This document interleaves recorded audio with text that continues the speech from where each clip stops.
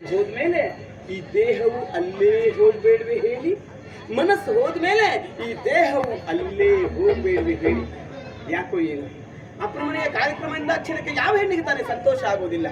ನನಗೆ ಗೊತ್ತು, ನಿಮಗೂ ಸಮಯಾವಕಾಶವಿಲ್ಲ.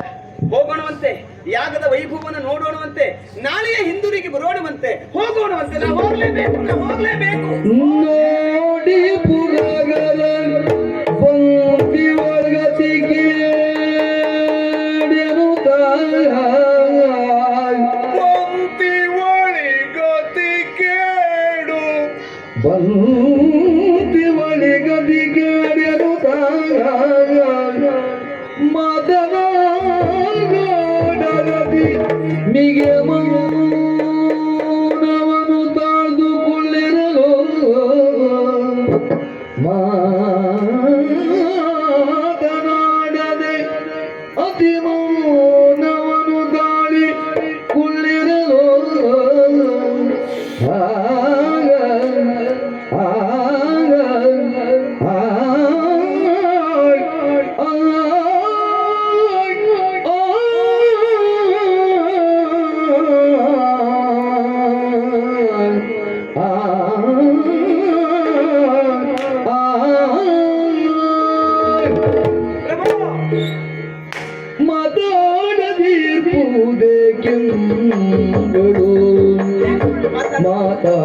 ಮಾತಾಡದೀರ್ಪುದೇ ಕೆಂಬಳು ತಾನೆ ಮಾತಾಡುತ್ತರಾಗಿ ಬೀಳ್ಗೊಂಬಳು ತಾನೆ ಮಾತಾಡುತ್ತರಾಗಿ ಬೀಳ್ಗೊಂಬಳು ಬೀಳ್ಗೊಂಬಳು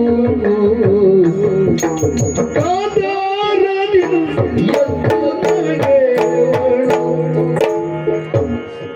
ಜಗನ್ಮಾತೆ ಹಿಂದಿರುಗಿ ಬಿಟ್ಟಿಸುವಳು, ಹಿಂದಿರುಗಿ ಬಿಟ್ಟಿಸುವಳು.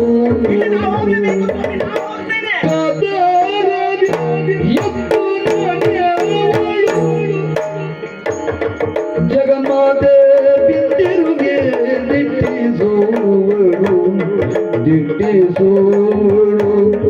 ಮನ ನಿಲ್ಲದು, ಮನ ನಿಲ್ಲದು, ಮನ ನಿಲ್ಲದು ಮನದಲ್ಲಿ ಹೋಗದೆ ರಮಣ.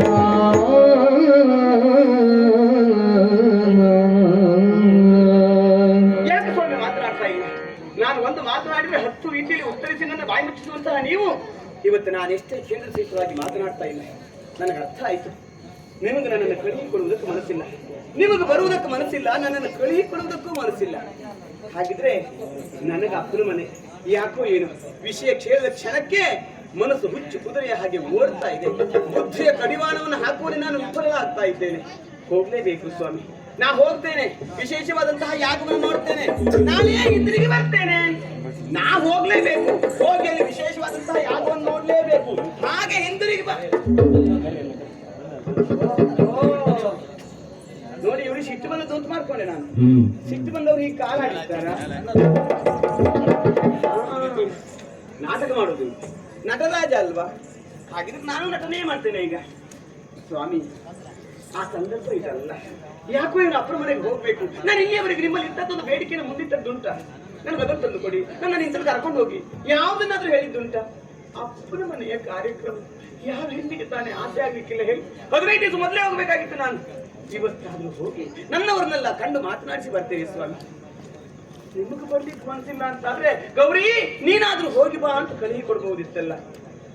ಬಾಯಿ ಬಿಟ್ಟು ಹೇಳ್ಬಾರ್ದು ನಮ್ಮ ಕಾರಣಕ್ಕಾಗಿ ಈ ರೀತಿಯ ಮೌನದ ನಾಟಕ ನಿಮ್ದು ಅಂತಾದ್ರೆ, ಸ್ವಾಮಿ ನಾವು ಹೋಗಿ ಬರ್ತೇನೆ ಅಂತ ಹೇಳಿದ್ರೆ ಅಷ್ಟೇ ಹೇಳಿದ್ರು ಸಾಕಾಗಿ. ನಂಗೆ ಈಗ ಗೊತ್ತಾಯ್ತು, ನಾನು ಹೋಗುದು ಬೇಡ ಅಂತ ಹೇಳುವುದಕ್ಕೆ ನಿಮಗೆ ಮನಸ್ಸಿಲ್ಲ, ಕಳಿಸಿಕೊಡುವುದಕ್ಕೂ ಮನಸ್ಸಿಲ್ಲ. ಹಾಗಾಗಿ ಮೌನವಾಗಿದ್ದೀರಿ. ನನ್ನ ಮನಸ್ಸು ನೋಯುವುದನ್ನೇ ನೀವು ಸಹಿಸಿಕೊಳ್ಳುವುದಿಲ್ಲ. ನಾನಲ್ಲಿ ಹೋಗಲ್ಲ ಅಂತಾದ್ರೆ ನನ್ನ ಮನಸ್ಸು ನೋಯುತ್ತದೆ, ಹಾಗಾಗಿ ಸುಮ್ಮನಿದ್ದೀರಿ. ಮೌನ ಸಮ್ಮತಿಯ ಲಕ್ಷಣ ನಂಗೆ ಗೊತ್ತಿಲ್ವಾ? ಹೌದು ಸ್ವಾಮಿ, ನಾ ಹೋಗ್ಲೇಬೇಕು. ನನ್ನ ಅಪ್ಪನ ಮನೆಗೆ ಹೋಗ್ತೇನೆ, ನಾ ಹೋಗ್ತೇನೆ ಸ್ವಾಮಿ. ನಾ ಹೋಗಿ ಅಲ್ಲಿ ನನ್ನ ಅಪ್ಪನ ಮನೆಯ ಯಾರೆಲ್ಲ ನೋಡಿ ನಾ ಇಲ್ಲ ಸ್ವಾಮಿ, ನಾ ಹೋಗ್ಬೇಕು ಅಂತಂದು ಹೋದ್ರೆ ಹೇಳುವುದೆಲ್ಲ ನಿಮ್ಮನ್ನೇ. ಯಜಮಾನ್ರಿ ಯಾಕೆ ಬರ್ಲಿಲ್ಲ, ಯಜಮಾನ್ರಿ ಯಾಕೆ ಬರ್ಲಿಲ್ಲ?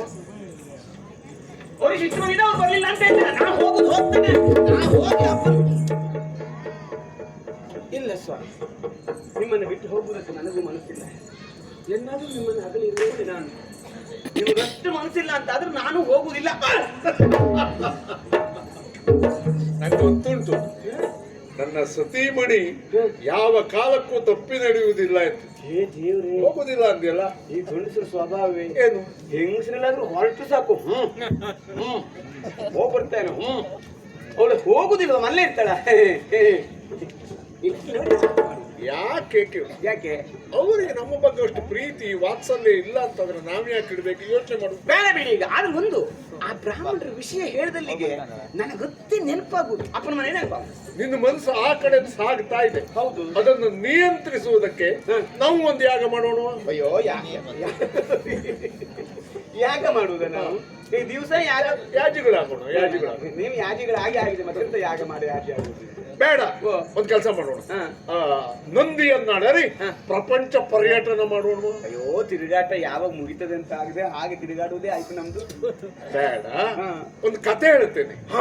ನಿನ್ನ ಮನಸ್ಸು ಆ ಕಡೆ ಹೋಗ್ಲೇಬಾರ್ದು. ಇದಾಗ್ಬಹುದು. ಈ ತಿರುಗಾಟದಲ್ಲಿ ನೀವು ಕೆಲವೊಂದು ಕತೆ ಹೇಳುದುಂಟಲ್ಲ, ಬಾಬಾ ಏನು ಸ್ವಾರಸ್ಯ ಹೇಳಿದ.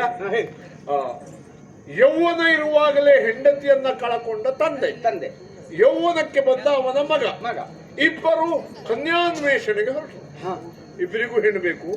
ಯಾಕಂದ್ರೆ ಅವನಿಗೆ ಹೆಂಡತಿ ತೀರೋಗಿದ್ದಾಳೆ, ಅವನಿಗೆ ಪ್ರಾಯ ಬಂದಿದೆ. ಎದುರಾಗಿ ಇರುವರು ಹೆಂಗಸರು ಬರ್ತಾ ಇದ್ರು. ಅದನ್ನು ನೋಡಿ ಇವರೊಳಗೆ ತೀರ್ಮಾನ ಮಾಡಿದ್ರು, ಏನಂತ? ಎತ್ತರ ಇರುವವಳನ್ನ ಅಪ್ಪ ಮದುವೆ ಆಗುದು, ಉಳ್ಳಗಿರುವವಳನ್ನ ಮಗ ಮದುವೆ ಆಗುದು. ಹೋಗಿ ಮಾತುಕತೆ ಆಯ್ತು, ಮದುವೆ ಆಯ್ತು. ಮದುವೆ ಆಗ ಒಂದು ಸಂತಾನವೂ ಆಯ್ತು. ಎಂತದೆ ಸಂತಾನವೂ ಆಯ್ತು. ಆಮೇಲೆ ಗೊತ್ತಾಯ್ತು ಎಂತದು, ಎತ್ತರ ಇರುವವಳು ಮಗಳು, ಉಳ್ಳಗಿರುವವಳು ತಾಯಿ ಅಂತ. ಅಯ್ಯ ಕತೆ ಕೇಳು. ಅಪ್ಪ ಮದ್ವೆ ಆದ ಮಗಳನ್ನ, ಮಗ ಮದ್ವೆ ಆದ್ದು ತಾಯಿ ಅಂತ. ಈಗ ಸಂತಾನ ಆಯ್ತು ಅನ್ನೋಲ್ಲ, ಅವರ ನಡುವಿನ ಸಂಬಂಧ ಹೇಗೆ? ಅಯ್ಯೋ ಸಂಬಂಧಿಕರು ಹೇಗೆ? ನಮ್ಗೆ ಸಂಬಂಧ, ಅಯ್ಯೋ ನಾವೆಷ್ಟು ಹೆಣ್ಮಕ್ಳು 27 ಜನ ಅಂದ್ರೆ ನಮ್ಮ ತಂಡೋಪತಂಡವಾಗಿ ಸಂಬಂಧಿಕರು ಸೇರದ್ದು ಅಂತೆ. ತಡಿಯ, ಅವರ ನಡುವಿನ ಸಂಬಂಧ ಏನು ಅಂತ ಕೇಳುದು. ಅಲ್ಲ, ನಾ ಅಲ್ಲಿ ಯಾಗಕ್ಕೆ ಬಂದು ಸಂಬಂಧಿಕರು ಅಂತ ಹೇಳಿಲ್ಲ. ಸಂಬಂಧ ಶಬ್ದ ಬಂದ್ರೆ ಸಾಕು. ಸಂಬಂಧ ಇಲ್ಲದ ಕತೆ ಹೇಳಿ ನೀವು. ಸಂಬಂಧವಿಲ್ಲದಿದ್ದೇವೆ. ಮತ್ತೆ ಸಂಬಂಧದ ಕತೆ ಹೇಳಿದ್ರೆ ಸಂಬಂಧಿಕರ ನೆನಪಾಗುದು. ಒಂದೂರಲ್ಲಿ ಒಬ್ಬ ರಾಜ ಇದ್ದ. ಆ ಊರಿಗೆ ಬರಗಾಲ ಬಂತು. ಬರಗಾಲ ಬಂದಾಕ್ಷಣ 3 ಕೆರೆ ತೋಡಿಸಿದ. ಎಂತ ಕೆರೆ? ಎಂತ ಕೆರೆ? 2 ಕೆರೆಯಲ್ಲಿ ನೀರು ಬರಲಿಲ್ಲ, ಒಂದು ಕೆರೆ ಹೊಟ್ಟಾಗಿತ್ತು. ಬರಗಾಲ. ಆಮೇಲೆ ದನಗಳು, 3 ದನಗಳು ನೀರು ಕುಡಿಯುವುದಕ್ಕೆ ಬಂತು ಹೊಟ್ಟು ಬಾವಿಗೆ. ಎಂತ ಹೊಸು! ಎಂತ ಹೊಟ್ಟು ಬಾವಿಗೆ ಮಾತ್ರ ಅಲ್ಲ, 2 ಆಕಳ ಹಾಲು ಕೊಡ್ತಿರ್ಲಿಲ್ಲ, 1 ಆಕಳು ಬರಡಾಗಿತ್ತು. ಎಂತ ನೀವು ಒಂದಕ್ಕೊಂದು ಸಂಬಂಧ ಆಗಿದೆ. ನೀನು ಹೇಳುತ್ತಲ್ವಾ ಸಂಬಂಧ ಇಲ್ದಿದ್ದ ಕತೆ ಹೇಳಿ ಎಂದು. ಹಾಗೆ ನೀರು ಕೊಡ್ಲಿಕ್ಕೆ ಬಂದ್ರು ಅಲ್ಲಿ. ಇಷ್ಟೊತ್ತಿಗೆ ನಮ್ಮಮ್ಮ ಕೆಂಪು ಸೀರೆ ಉಟ್ಕೊಂಡು ಅಲ್ಲಿ ಯಾಗ ಮಂಟಪದಲ್ಲಿ ಕೂತ್ಕೊಂಡಿರ್ತಾರೆ. ನಮ್ಮ ಕೆಂಪು ಸೀರೆ ಉಡುವುದೇ? ಅಯ್ಯೋ ದೇವರೇ ಸ್ವಾಮಿ, ನೀವೇ ಹೇಳಿದ್ರು ನನ್ನ ಮನಸ್ಸನ್ನು ನಾನು ತಹಬಂದಿಗೆ ತಂದುಕೊಳ್ಳುವುದಕ್ಕೆ ಆಗ್ತಾ ಇಲ್ಲ. ನಾ ಹೋಗ್ಲೇಬೇಕು. ಕ್ಷಣಿ ವಿನೋದ ಅಲ್ಲ, ಬೇಡ, ಗಂಭೀರವಾಗಿ ಹೇಳ್ತೇನೆ. ನಾ ಹೋಗ್ತೇನೆ. ನೀ ಅಲ್ಲಿ ಹೋಗುದು ಬೇಡ. ನಾ ಹೋಗ್ತೇನೆ. ಹೋಗುದು ಬೇಡ. ನಾ ಹೋಗ್ಲೇಬೇಕು. ಹಲವು ಪರಿಯಲಿ ಕಾಂತೆ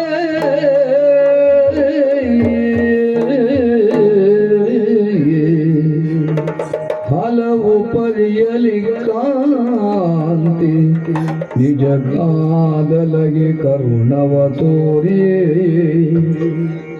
ನಿಜ ಕಾದಲಗೆ ಕರುಣವ ತೋರಿ ಚಿತ್ತವ ಒಲಿಸಲಾರದೆ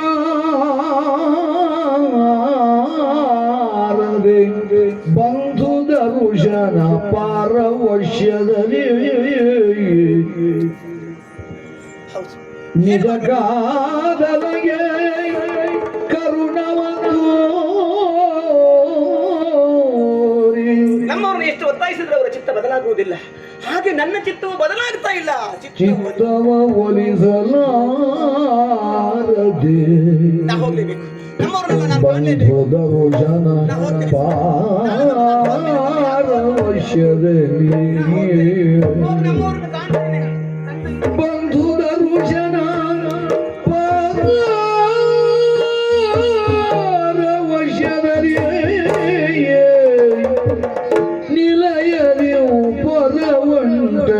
அங்கனே நிலையத்தில் பொறவள் அங்கனே